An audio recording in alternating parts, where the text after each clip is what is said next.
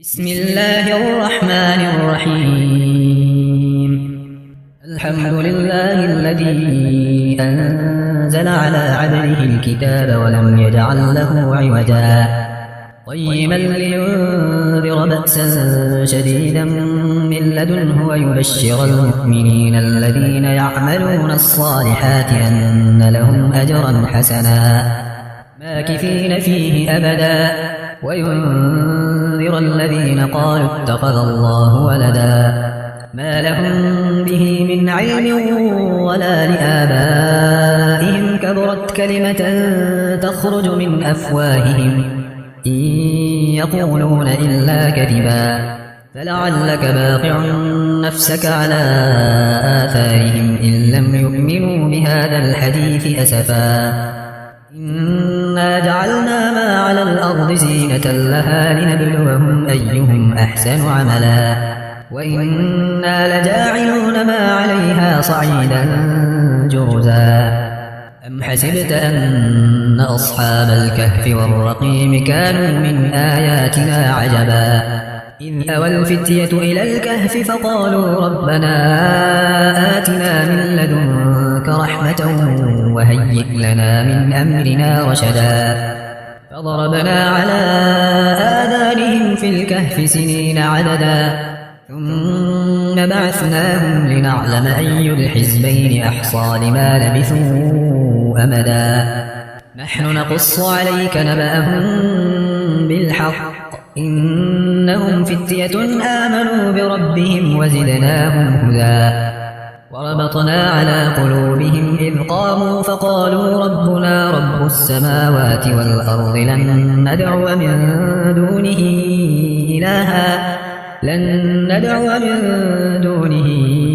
إلها لقد قلنا إذا شططا هؤلاء قوم اتخذوا من دونه آلهة لولا يأتون عليهم بسلطان بين فمن أظلم ممن افترى على الله كذبا وإذ اعتزلتموهم وما يعبدون إلا الله فأووا إلى الكهف ينشر لكم ربكم من رحمته ويهيئ لكم من أمركم مرفقا وترى الشمس إذا طلعت تزاور عن كهفهم ذات اليمين وإذا غربت تقرضهم ذات الشمال وهم في فجوة منه ذلك من آيات الله من يهد الله فهو المهتد ومن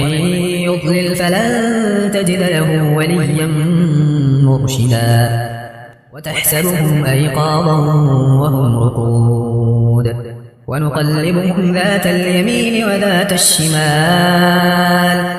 ونقلبهم ذات اليمين وذات الشمال وكلهم باسط ذراعيه بالوصيد لو اطلعت عليهم لوليت منهم فرارا ولملئت منهم رعبا وكذلك بعثناهم ليتساءلوا بينهم قال قائل منهم كم لبثتم قالوا لبثنا يوما أو بعض يوم قالوا ربكم أعلم بما لبثتم فبعثوا أحدكم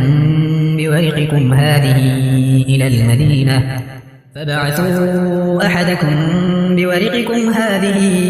المدينة فلينظر أيها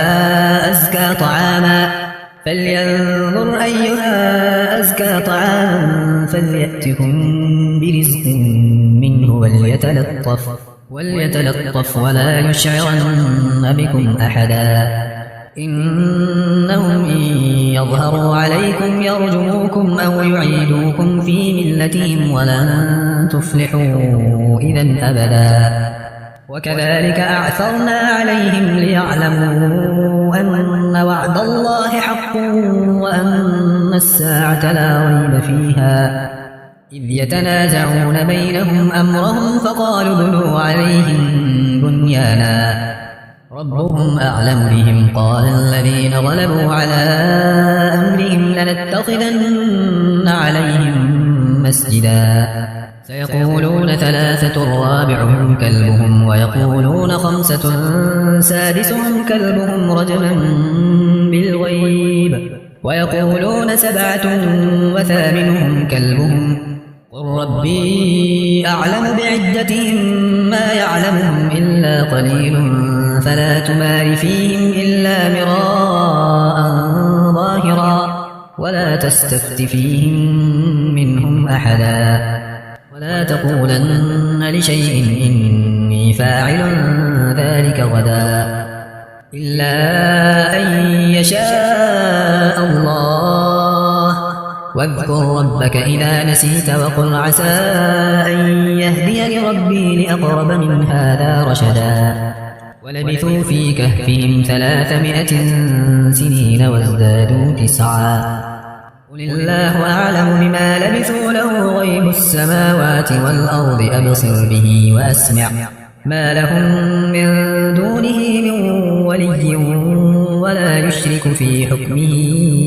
أحدا واتل ما أوحي إليك من كتاب ربك لا مبدل لكلماته ولن تجد من دونه ملتحدا واصبر نفسك مع الذين يدعون ربهم بالغداة والعشي يريدون وجهه ولا تعد عيناك عنهم تريد زينة الحياة الدنيا ولا تطع من أغفلنا قلبه عن ذكرنا واتبع هواه وكان أمره فرطا وقل الحق من ربكم فمن شاء فليؤمن ومن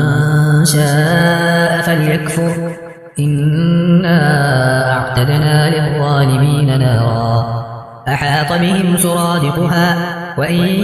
يستغيثوا يغاثوا بماء كالمهل يشوي الوجوه بئس الشراب وساءت مرتفقا إن الذين آمنوا وعملوا الصالحات إنا لا نضيع أجر من أحسن عملا أولئك لهم جنات عدن تجري من تحتهم الأنهار يحلون فيها من أساور من ذهب ويلبسون ثيابا خضرا من سندس واستبرق متكئين فيها على الأرائك نعم الثواب وحسنت مرتفقا واضرب لهم مثل الرجلين جعلنا لأحدهما جنتين من أعناب وحففناهما بنخل وجعلنا بينهما زرعا كلتا الجنتين آتت أكلها ولم تظلم منه شيئا وفجرنا خلالهما نهرا وكان له ثمر فقال لصاحبه وهو يحاوره أنا أكثر منك مالا وأعز نفرا ودخل جنته وهو ظالم لنفسه قال ما أظن أن تبيد هذه أبدا وما أظن الساعة قائمة ولئن رددت إلى ربي لأجدن خيرا منها منقلبا قال له صاحبه وهو يحاوره أكفرت بالذي خلقك من تراب ثم من نطفة ثم سواك رجلا لكن هو الله ربي ولا أشرك بربي أحدا ولولا إذ دخلت جنتك قلت ما شاء الله لا قوة إلا بالله إن ترني أنا أقل منك مالا وولدا فعسى ربي أن يؤتيني خيرا من جنتك ويرسل عليها حسبانا من السماء فتصبح صعيدا زلقا أو يصبح ماؤها غورا فلن تستطيع له طلبا وأحيط بثمره فأصبح يقلب كفيه على ما أنفق فيها وهي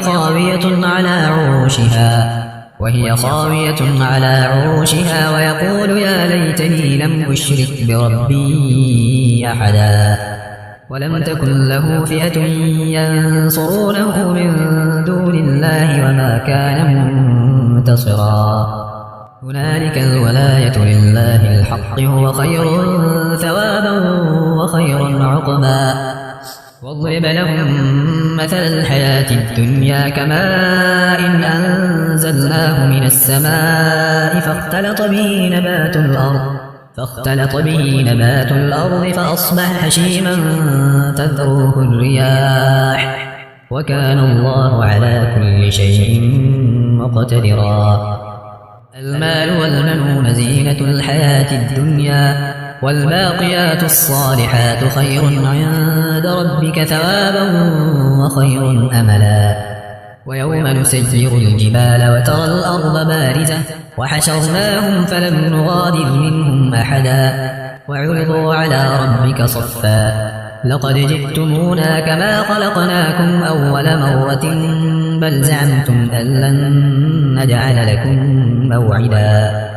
ووضع الكتاب فترى المجرمين مشفقين مما فيه ويقولون يا ويلتنا ما لهذا الكتاب لا يغادر صغيرة ولا كبيرة إلا أحصاها ووجدوا ما عملوا حاضرا ولا يظلم ربك أحدا وإذ قلنا للملائكة اسجدوا لآدم فسجدوا إلا إبليس كان من الجن ففسق عن أمر ربه أفتتخذونه وذريته أولياء من دوني وهم لكم عدو بئس للظالمين بدلا ما أشهدتهم خلق السماوات والأرض ولا خلق أنفسهم وما كنت متخذ المضلين عضدا ويوم يقول نادوا شركائي الذين زعمتم فدعوهم فلم يستجيبوا لهم وجعلنا بينهم موبقا ورأى المجرمون النار فظنوا أنهم مواقعوها ولم يجدوا عنها مصرفا ولقد صرفنا في هذا القرآن للناس من كل مثل وكان الإنسان أكثر شيء جدلا وما منع الناس أن يؤمنوا إذ جاءهم الهدى ويستغفروا ربهم إلا أن تأتيهم سنة الأولين أو يأتيهم العذاب قبلا وما نرسل المرسلين إلا مبشرين ومنذرين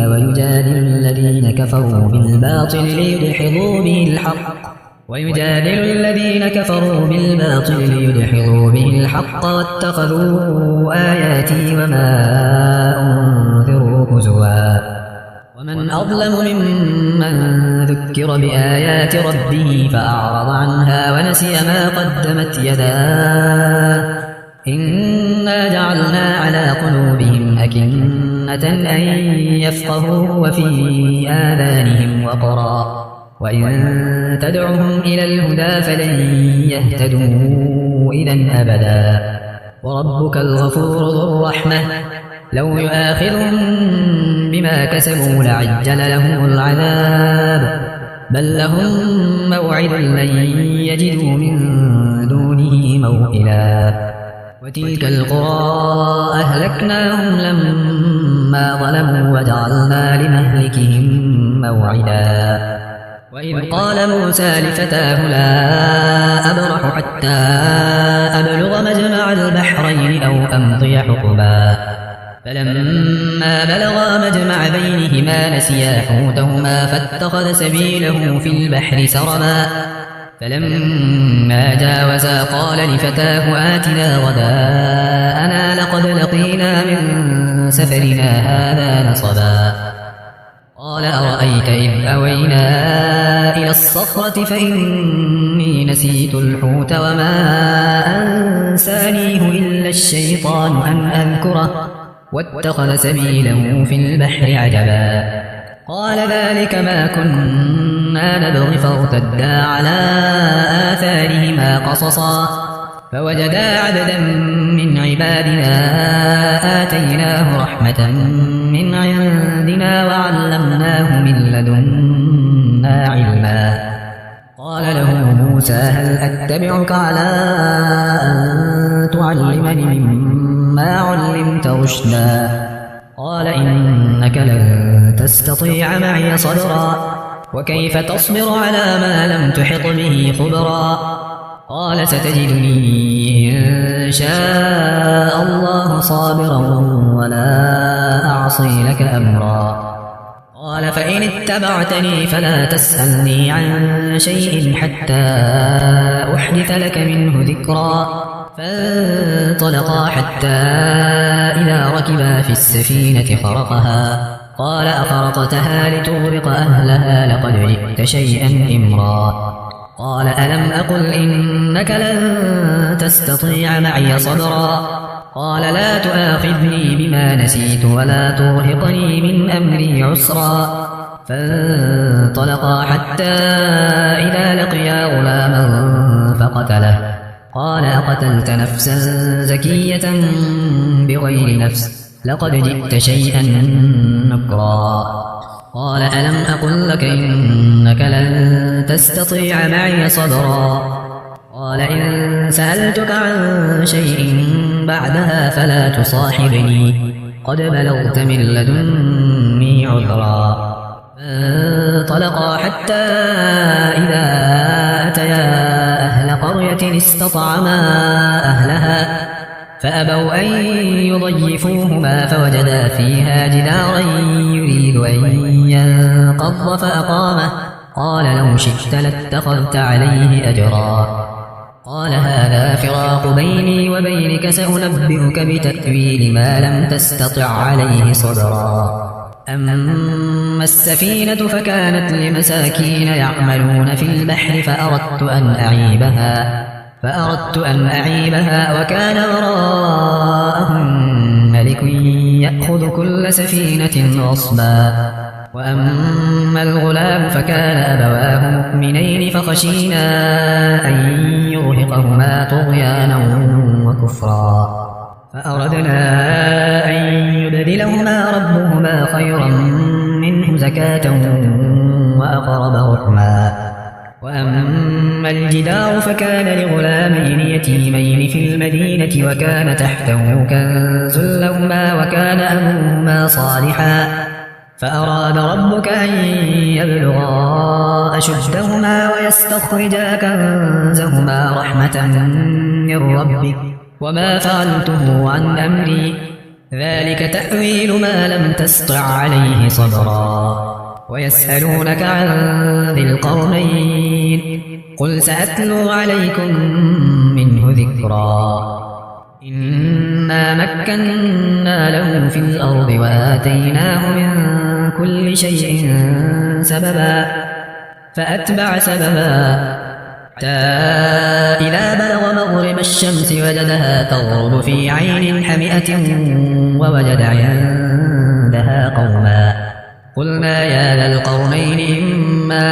أن تعذب وإما أن تتخذ فيهم حسنا. قال أما من ظلم فسوف نعذبه ثم يرد إلى ربه فيعذبه عذابا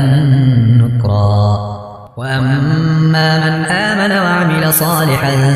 فله جزاء الحسنى وسنقول له من أمرنا يسرا. ثم أتبع سببا حتى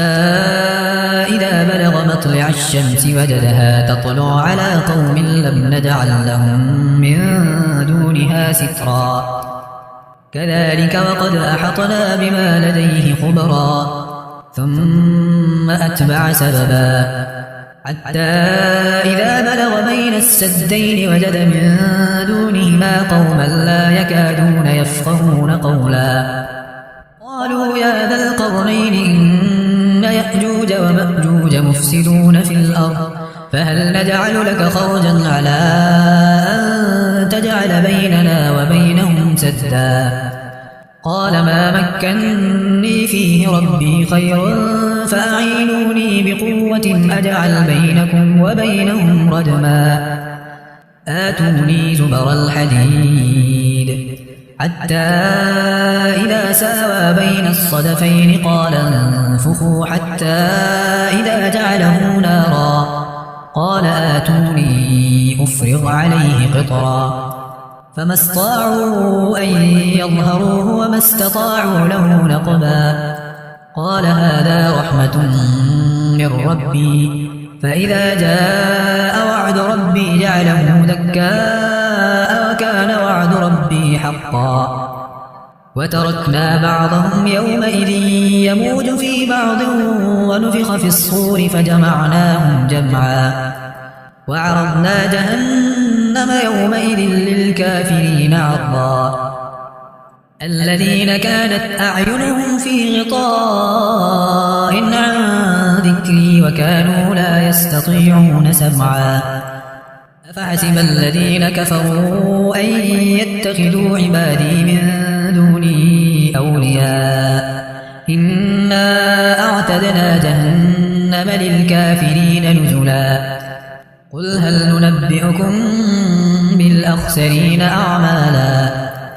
الذين ضل سعيهم في الحياة الدنيا وهم يحسبون أنهم يحسنون صنعا أولئك الذين كفروا بآيات ربهم ولقائه